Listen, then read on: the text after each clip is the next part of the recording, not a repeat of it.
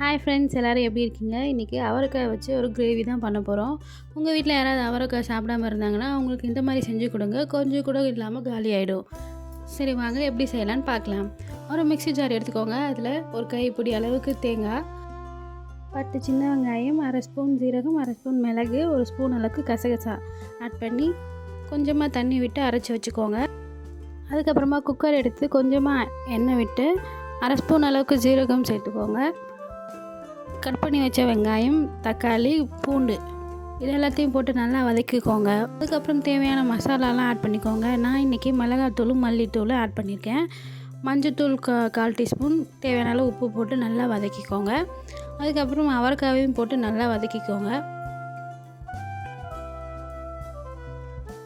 அவரைக்காய் வதங்கினதும் நம்ம அரைச்சி வச்ச அந்த தேங்காய் பேஸ்ட்டை எடுத்து அதில் ஊற்றி ஒரு நல்லா கிண்டி தேவையான அளவு தண்ணி ஆட் பண்ணிக்கோங்க. குக்கரை மூடி 2 விசில் விட்டு எடுத்திங்கன்னா கிரேவி ரெடி.